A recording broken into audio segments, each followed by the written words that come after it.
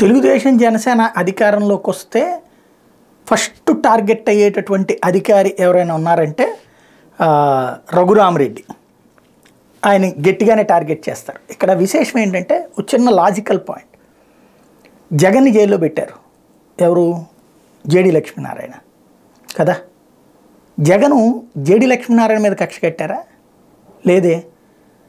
తనని టార్గెట్ చేసింది ఎవరు? సోనియా గాంధీ, చంద్రబాబు. వాళ్ళిద్దరినే టార్గెట్ చేశాడు, తన అధికారంలోకి వచ్చాడు.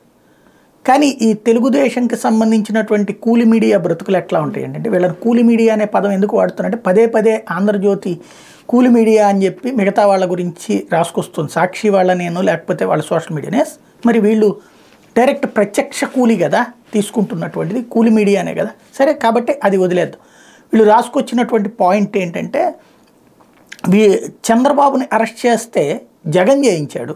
ఎస్ అంతే కదా. ఆ కోణంలో నుంచి కాకుండా అధికారుల మీద టార్గెట్ చేయడం ఎందుకు? అధికారులు ఏం చేయాలా?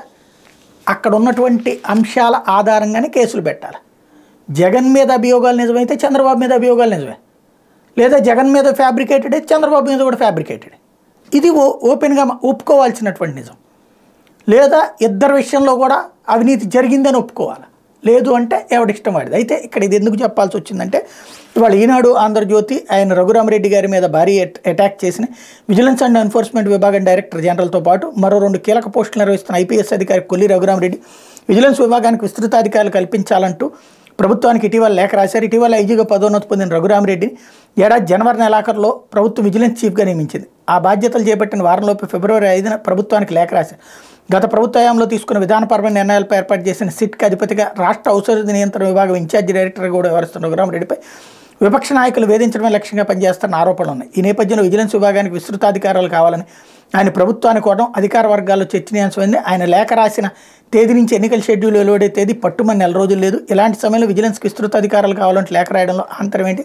దీని వెనక ఏమైనా ప్రత్యేక ఎజెండా ఉందని రకరకాల ప్రశ్నలు తలెత్తున్నాయి. అలా అపరిమితమైన అధికారాలు ఇస్తే అడ్డు అదుపు ఉండదని, అధికార దుర్వినియోగానికి ఎక్కువ అవకాశాలు ఉన్నాయని కొందరు ప్రభుత్వ అధికారులు ఆందోళన వ్యక్తం చేస్తున్నారన్న కోణాన్ని హైలైట్ చేశారు ఇక్కడ.